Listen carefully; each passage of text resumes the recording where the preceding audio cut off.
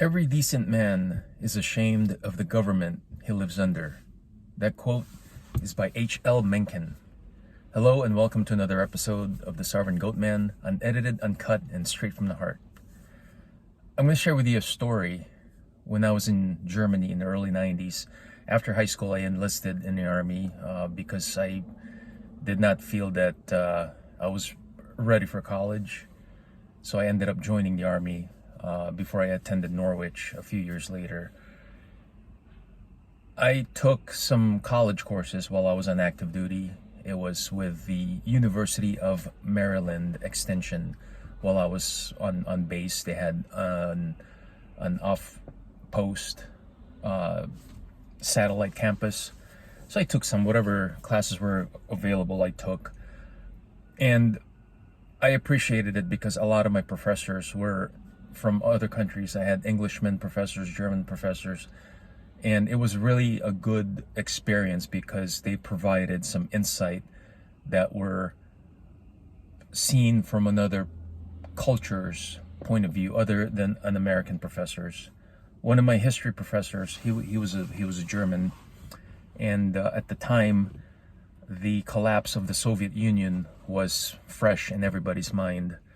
And he was a bit upset at George Bush because George Bush basically reneged on his promise to the Soviets that he would not expand NATO. Before the wall collapsed, there were about 16 NATO members. At the moment, I believe there are 32, maybe a little bit more. But at any rate, my German professor said in so many words that that was not a good move. Many years later, I would find out that my professor was describing the Wolfowitz doctrine, which I studied on my own years later. So yes, indeed, George Bush lied. What else is new? All politicians lie. He promised Gorbachev at the time that, okay, we will not expand NATO. So I forget what it was, the Russian version of NATO dissolved. The Soviets went back home, and it was expected that some Americans would come back to the US, but that was not the case. NATO expanded.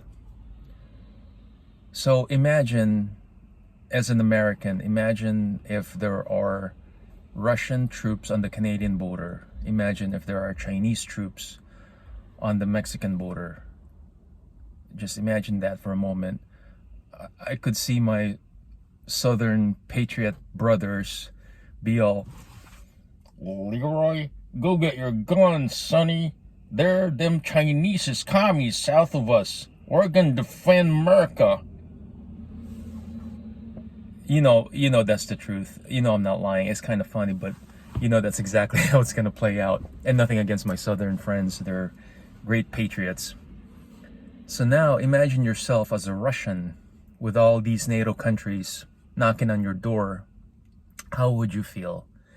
I'm not taking the side of Putin, but when you put things into perspective, you can understand why he invaded Ukraine. He wanted to create that buffer zone against DC and NATO, because the truth is, I'm the most patriotic mofo you'll ever meet, but I am ashamed of the government I live under.